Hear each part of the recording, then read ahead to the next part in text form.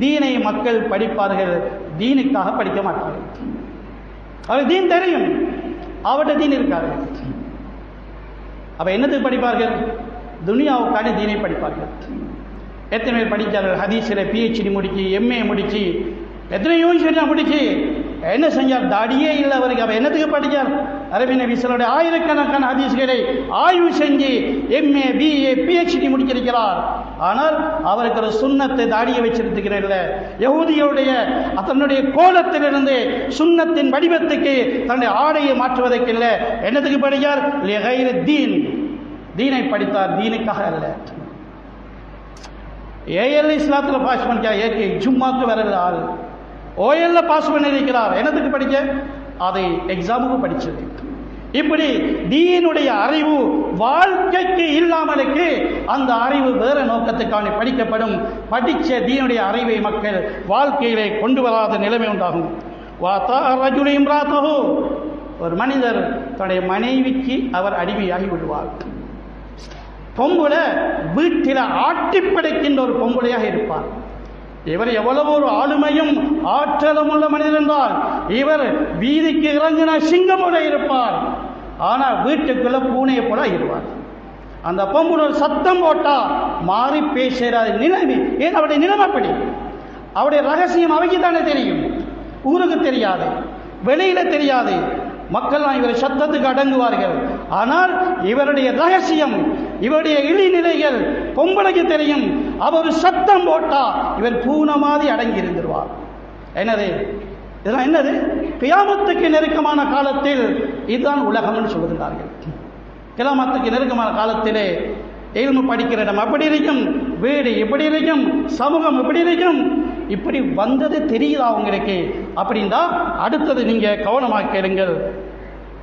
வாக்க உம்மஹு வாதுனா சதீகஹு வாக்ஸா அபாஹு. உம்மாவை நோவினைப்படுத்துவா, உம்மா கேசி போட்டு பேத்துருவா, உம்மா நொந்து போய் இருப்பா. பாலூட்டி வளர்த்தேனே, அரவணைத்து வளர்த்தேனே, என்ற உயிருக்கு உயிரா மதித்தேனே, அதெல்லாம் ஏமாற்றமா பேய்த்தே என்று தாய் ஏங்கி போயிருப்பா. இவர் தாயை உதாசீனம் செஞ்சுட்டு போவார். கூட்டாளி வர கிட்ட வாய்க்கொள்வார். வாப்பாவை தூரமாக்குவார்.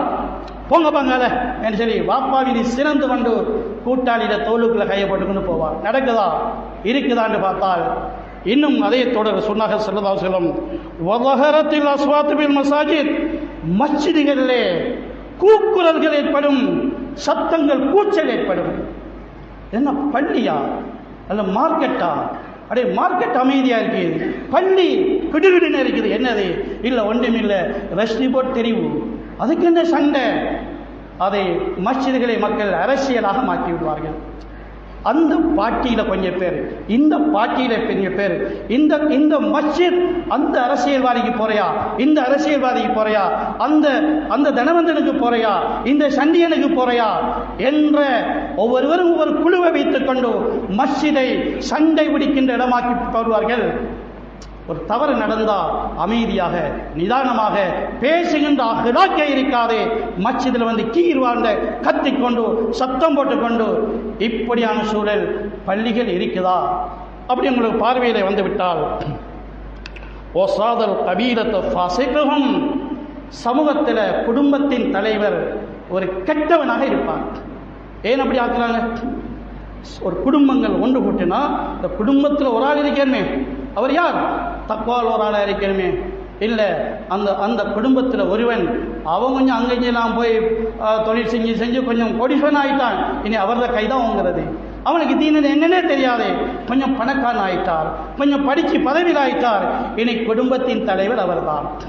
ஏன்? அவரை கையால் கொஞ்சம் கொடுக்கிறார், மக்கள் வாங்கி அவங்க திங்குறாங்க.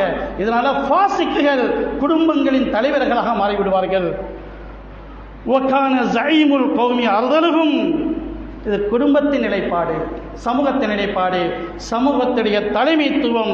அவர்களை கேடுகட்ட ஒருவனிடத்திலே ஒரு கண்ணியம் தெரியாது, நாகரிகம் தெரியாது. அப்படியான ஒரு நாகரிகமற்ற கேடுகட்ட ஒருவன் சமூகத்திலே ஒரு தலைவனாக இருப்பார். வெளியிலே அவர் ஒரு மிடுக்கென நடந்து வருவார். அவர் ஏதோ அடிப்படையில் சமூகத்திலே மேலே போயிடுவார். அவருடைய சொந்த வாழ்க்கையை அதனுடைய உள்ரங்கத்தை பார்த்தா இவர் கிட்டவே எடுக்க தகுதி இல்லாத ஒரு அற்பனாயிருப்பார். ஆனால் எப்படியோ பணமும் பதவியும் அவரை சமூகத்திலே முன்னுக்கு கொண்டு போய் சேர்ந்துவிடும். மக்கள் சில மனிதர்களுக்கு கண்ணியம் செலுத்துவார்கள். ஏன் தெரியுமா? நல்லவன் என்பதற்கல்ல, கெட்டவன் என்பதனால. அவனுக்கு கண்ணியம் கொடுக்காட்டி எமக்கு வேலை பார்த்துருவான். அடே, அவன் வார நேரத்தில் என்று ஒரு மாலையை போட்டால் தான் நமக்கு இந்த ஊரில் இருக்கலாம். அவன் வார நேரத்தில் கொஞ்சம் கையை காட்டினா தான் கொஞ்சம் நம்மளையும் விட்டு வைப்பான். அவனுடைய ஷர்ருக்கான் இவன் ஒரு கெட்டவன் வாரான், அவனையும் சேர்ந்து அவனை ஒரு மாதிரியா சமாளித்து வரவேற்பை சொல்லி அனுப்பிடுவோம். இப்படியான நிலைமை உண்டாகிவிடும். மக்களின் ஷர்ரை பயந்து அவர்களுக்கு மக்கள் மதிப்பளிப்பார்கள். மனசில் மதிப்பில்லை, உள்ளத்தால் ஏசிக்கொண்டு வெளியில வரவேற்பு கொடுத்து வைப்பார்கள். வேற என்ன நடக்கிறது?